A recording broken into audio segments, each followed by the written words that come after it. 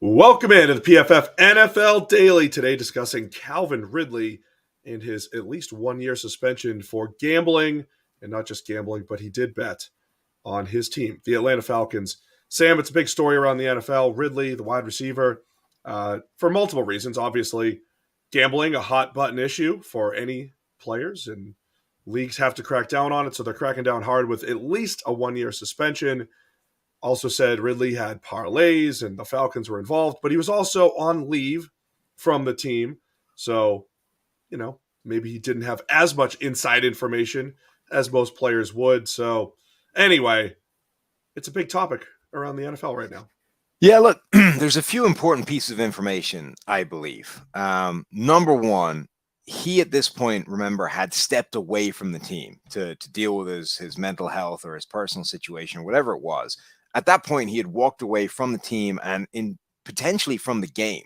We didn't know if Calvin Ridley would be returning to football at all. He was gone. So yes, he was technically under contract and all those kinds of things, but he's not like he's an active player on the roster. He had bounced from the building and was nowhere to be found. Like this is pretty important. Number two, there is no suggestion whatsoever from the NFL's investigation or from anybody else that he did have any access or used any insider information for any of this stuff. It's not like he was finding out, injury report stuff and then officially going and betting on whatever he found.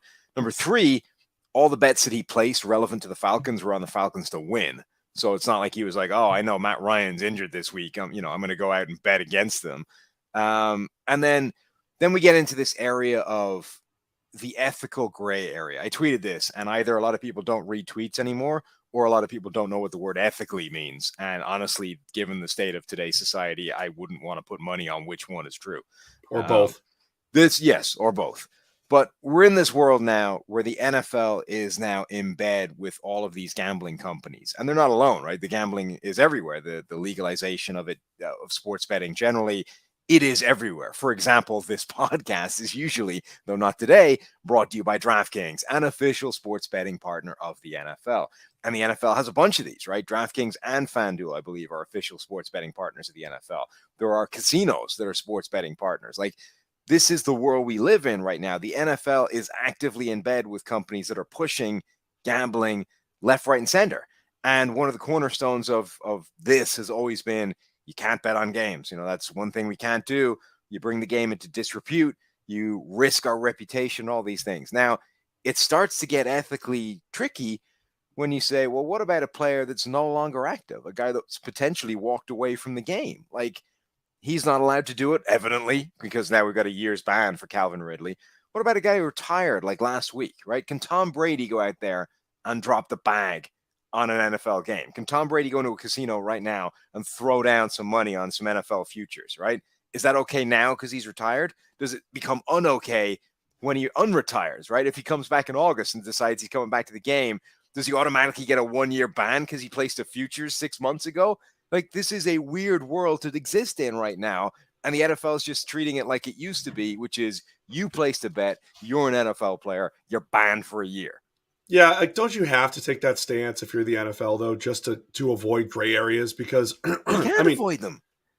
But if Ridley was still under contract for the Atlanta Falcons, right, away from the team or not, still under contract for the Atlanta Falcons, even though you can't prove anything, I mean, how hard is it to talk to people? I mean, again, how far did they investigate this thing? They checking all phone records, text messages, emails to make sure he's not talking to anybody from the Falcons or anybody from the league to prove it out. So there's so many gray areas with that. The Brady thing is presumably as soon as you retire, you do whatever you want. What's the NFL going to do? Suspend you? But yeah, if you unretire, right, then he's automatically, like, because the bet was already took place. If it's a futures thing, like, is he just? You just have to be. I mean, there were scandals. There were scandals back 70s to 80s, right? That with the NFL, other sports have dealt with it. Of course, Pete Rose in baseball. There's your baseball counter. He was betting against his own team. Of course, he was a player manager at the team, betting for and against. I mean, there was a reason why he's suspended for life, even though everyone in Cincinnati wants to get that, overturned here. But I think you just have to be so careful with it. But this is the door you open up when you start to get in bed with these gambling companies. Like the whole point of all of this stuff was exactly the stuff you've just been saying. You can't start messing with gambling because that does raise this question of guys gambling in their own games, guys point shaving, guys throwing games, match fixing, all these kinds of things. So the sports entity, the league, the powers that be can't get involved in that because that way all of this stuff lies. The NFL is trying to have their cake and eat it as well. They're trying to say, no, we'll take the money from DraftKings and Caesars and FanDuel and anybody else who wants to throw it our way. But the second any player starts to fool around with gambling, we're still going to ban everybody and act like this is like it was back in the day and crack down and pretend like we're not like pushing this all the way in the background. Because it's just like trading securities. And they check, insider trading or anybody connected can't be trading. You have to take this stance if you're the NFL, even if you are in bed with, with sports betting in general, and you are going to make that money. You can't, because here's the thing. You already mentioned, people don't read anymore. Whatever. The headline tomorrow is going to be Atlanta Falcons player Calvin Ridley bet on games. Forget the nuance that he was away from the team, that they proved that he wasn't connected or whatever. Player bets on games. And when you hear that, the integrity of the game is in question. And yeah, it's a balancing act for the NFL, but it's a necessary one. You have to. Can I throw you a hot take out there? Oh boy. Only here. I have always been of the opinion that if a player is betting on himself, just let him go. I'm okay with it. Do whatever they want. Yeah. I think it's another source of income potentially. I think the only time you shouldn't be allowed to do it is if you're betting against yourself or your own team, right? If you're actually betting on your ability or yourself, more power to you. Let's roll. Also, by the way, I'm not 100% sure what the distinction is between betting on yourself or even betting period and fantasy football, which is now for money, which is now the same thing. It's just betting via a different methodology or structure, again, which the NFL has been all for the last God knows how many years. And this is not something that people or teams are unaware of. Like players will talk about how they had, I had myself on my own fantasy team or whatever. Like this is a thing. So we'd have to take totals out of the equation. Simply betting on your team, money line or against the spread. You're both comparing and equating that to drafting yourself in fantasy football and, trying to get more rushing stats, trying to get more passing stats, whatever it might be. Or drafting a teammate in fantasy football. Who's to say that Matt Ryan isn't out here feeding Cordero Patterson the ball last season because he drafted him like as a bargain in free agency and the dude's trying to win his own league. Matt Ryan's in a high stakes fantasy league where he's going to feed Russell Gage in PPR. Look, it sounds absurd, right? But on a structural, fundamental level, explain to me how that's different from placing a bet. No, I agree. I'll have to think about it more. I don't know if I'm missing something. You're right. It's not that different.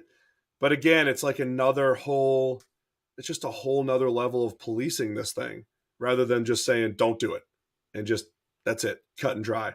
But I don't hate the idea of like, hey, if you're betting on yourself, how about that as a source of income? How about that MLBPA, NFLPA, all the players associations, use that as a bargaining chip and say, here, this could be another source of income for us as players. Of course, it's pretty risky, but you're at least opening up that possibility to bet on yourself down the road.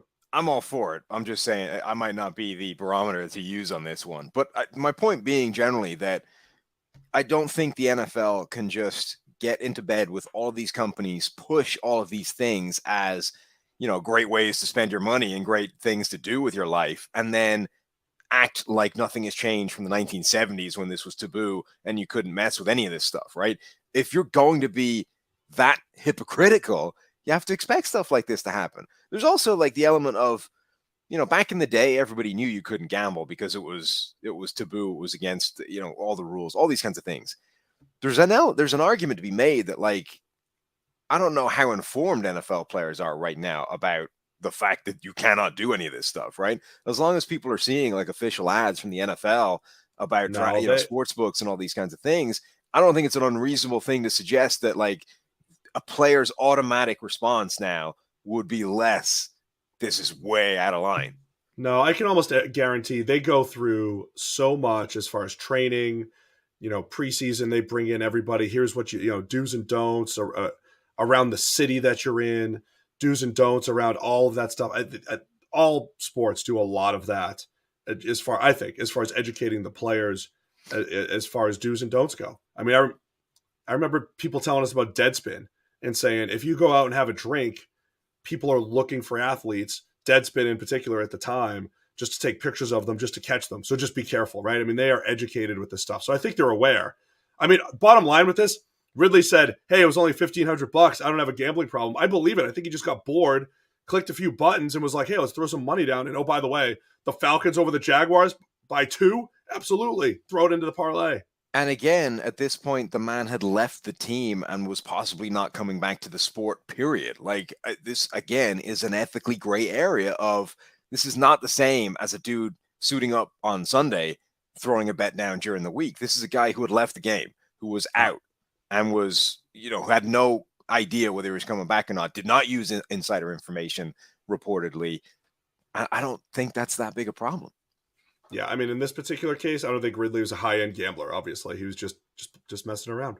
So anyway, let us know. Got to know what the fans think about the Calvin Ridley situation. It's the PFF NFL Daily.